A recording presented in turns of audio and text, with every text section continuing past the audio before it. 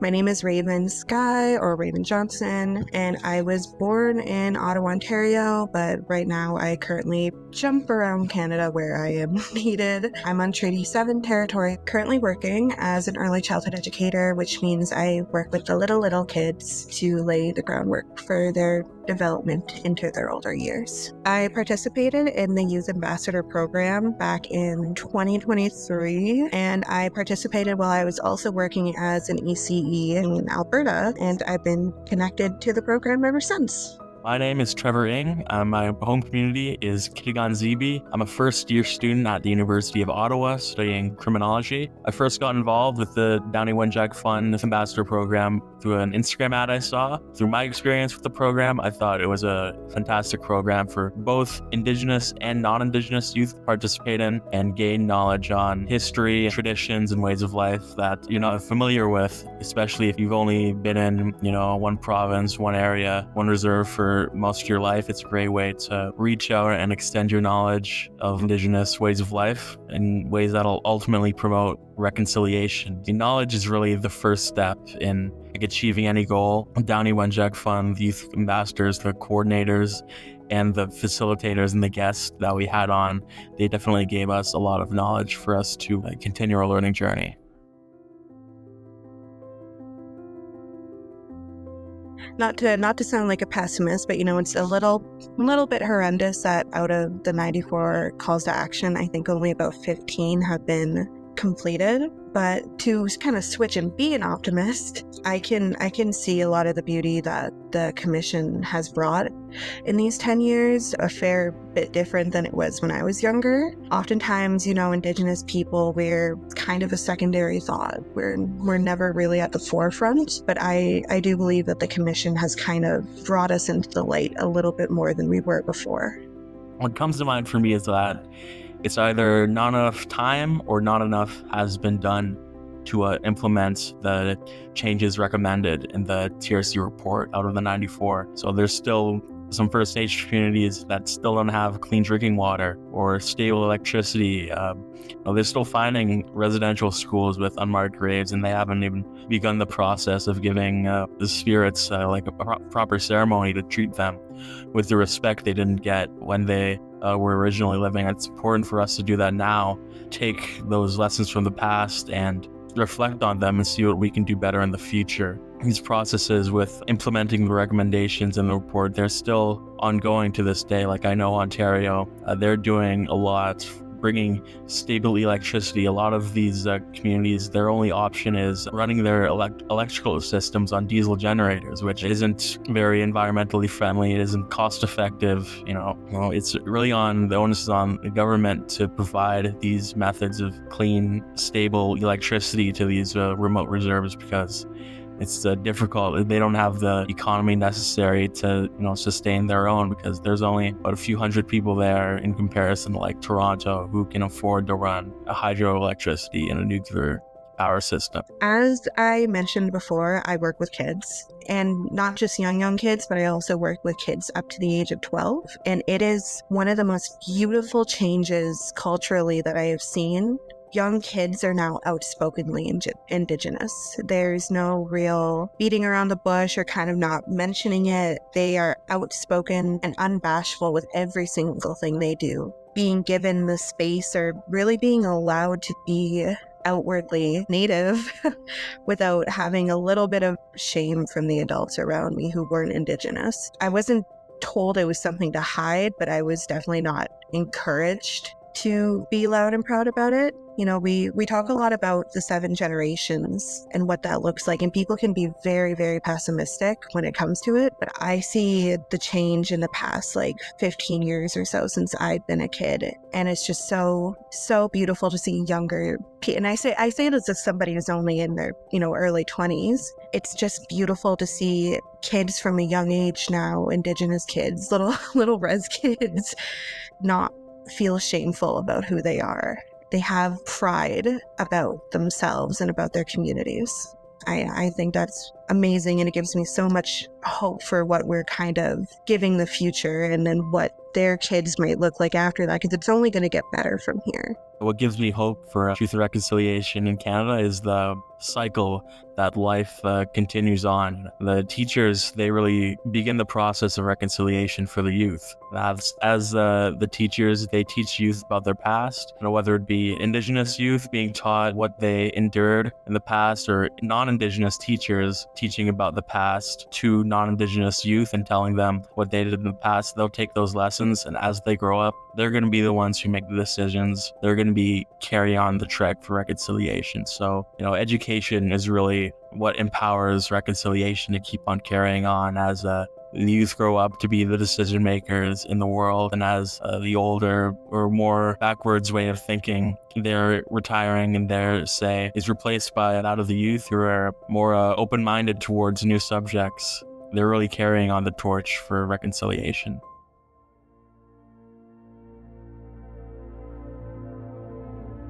I noticed when I was in school, because I was still in high school when the commission, it was about 5 years old, it became part of the curriculum, which that's not inherently a bad thing, but when you, especially to youth, when you make something happen where it's just something that we have to learn about and then we're going to move on from it as soon as that lesson plan is over, kids will have no interest in it because they can't participate actively in it. I think it shouldn't just be something, pasted on a wall, a poster that you pass by every day. It should be an open discussion. It should be actions over words. Like, what are we going to do about whatever's happening in the space that we're in to make this better? How can we make the change? Rather than just talking about the change that needs to be made. And this is a hard one to change because it's so deeply rooted in a lot of people, but there's shame in talking about a lot of the ugly parts of truth and reconciliation.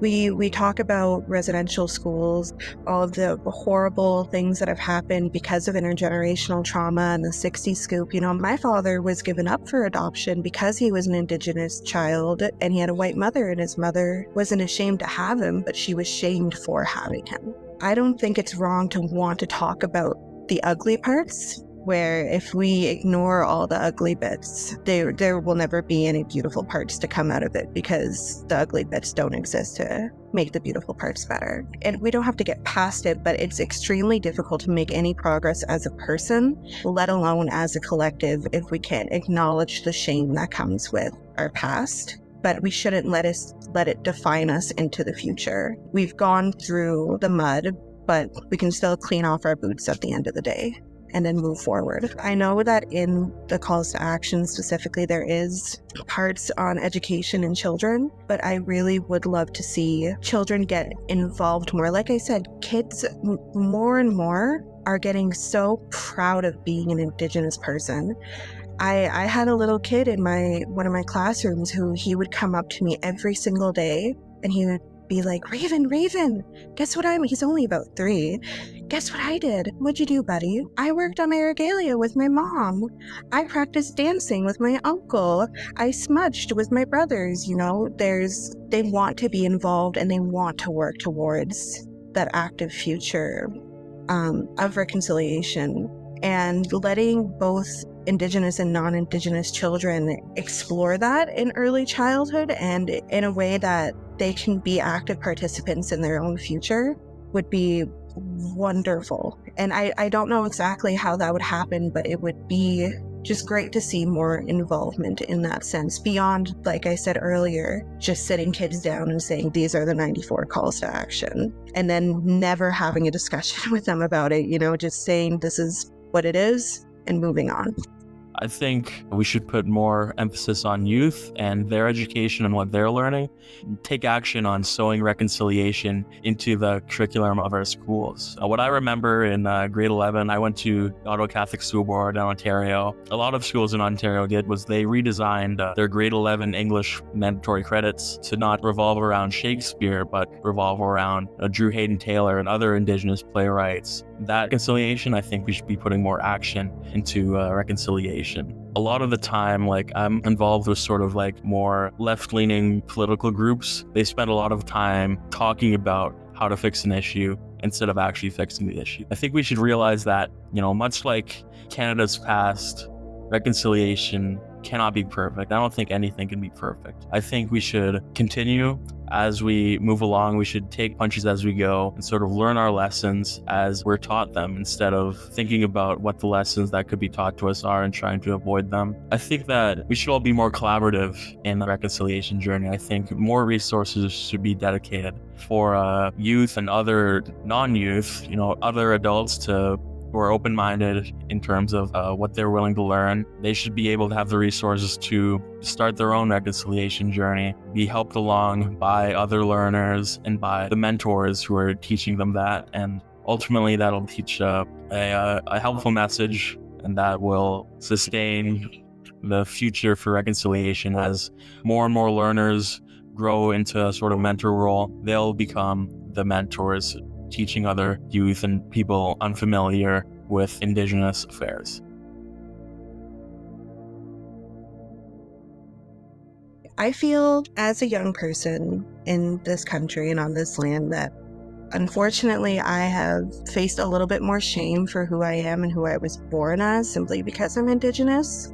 I very, very deeply hope that there is a point in the future where kids and even, adults won't feel shame or feel like they're being shamed, and they, can see that they come from something deeply beautiful, because we are deeply beautiful as individuals. I'm still actively searching for my community because my father was adopted in the 70s, and it is such a process.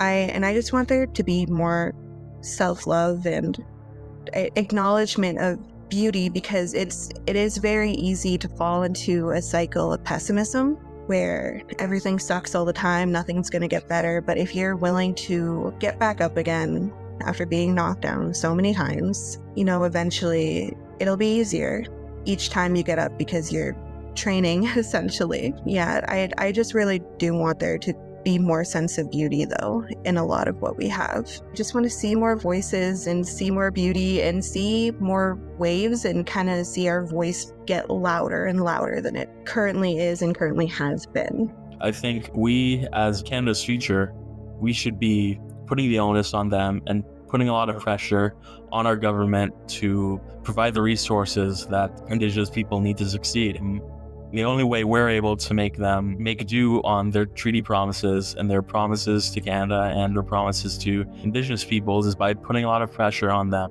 writing to members of Parliament, making petitions, organizing demonstrations. The change makers are where people will listen. I think that'll really help towards reconciliation.